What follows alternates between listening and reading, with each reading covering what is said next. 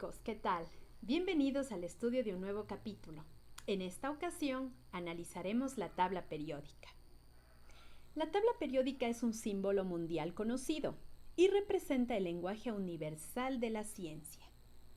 Es por lo tanto de gran utilidad para los científicos y para la sociedad en su conjunto, pues presenta los elementos químicos de manera ordenada y resumida, facilitando la rápida consulta y el conocimiento inmediato del comportamiento y propiedades de todos los elementos.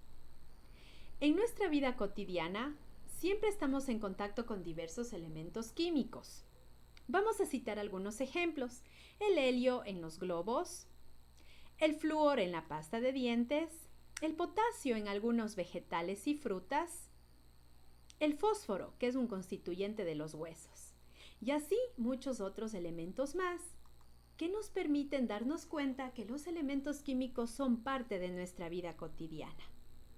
Si queremos dar una definición de tabla periódica, vamos a decir que es un registro, en el cual los elementos químicos están ordenados según su número atómico. Cada columna tiene elementos con características similares. Si nos remontamos hacia la historia, tenemos que el científico Mendeleev fue el visionario que adivinó el futuro, porque clasificó en orden creciente de peso atómico a los elementos de la tabla periódica. Colocó en la misma columna los elementos de propiedades químicas similares y reservó espacios, o huecos como él los llamó, para colocar elementos desconocidos. De esta manera decimos que adivinó el futuro. Podemos decirlo de esa manera, porque predijo qué elementos y el lugar exacto donde debían colocarse. Mendeleev culminó su tabla el 1 de marzo de 1869.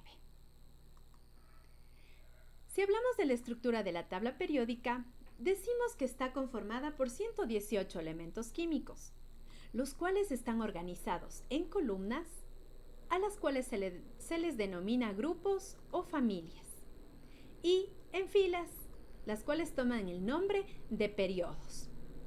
Estos elementos a su vez están subdivididos en 3 grandes grupos: los metales, los cuales son los más abundantes en la tabla periódica y a su vez se dividen en 6 subgrupos; los metaloides, que son 7 y están distribuidos entre las columnas 13 y 16; y por último, los no metales.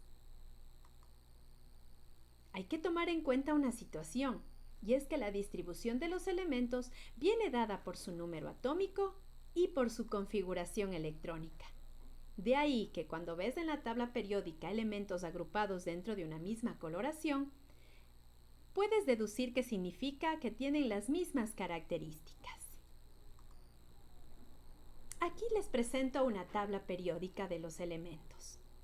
Como habíamos indicado, su clasificación grande es en metales, metaloides y no metales. Dentro de los metales, las familias más representativas e importantes constituye la de los alcalinos, la familia de alcalinotérreos, la familia de metales de transición, la familia de los lantánidos, la familia de los actínidos, otros metales. Es importante señalar que para separar los elementos metales de los no metales, existe este grupo conocido de elementos llamados metaloides, que forman una especie de escalera, la cual separa los metales de los no metales. Y dentro de este grupo de no metales se agrupan estos elementos, la familia de halógenos y por último los gases nobles. En conjunto tenemos que la tabla periódica está constituida por 18 familias o grupos y por 7 periodos.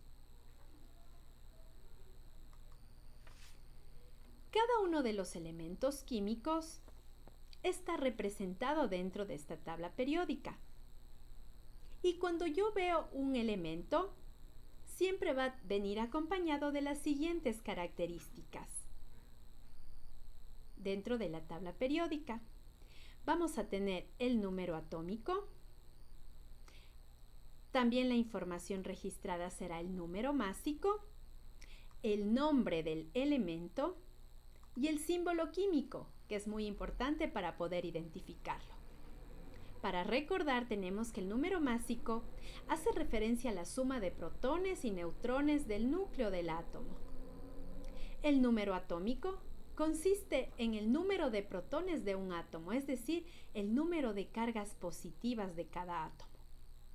Y al conocer estos dos conceptos, puedo aplicar el tema de isótopos, que quiere decir una especie química que tiene igual número de protones, pero diferente número de neutrones.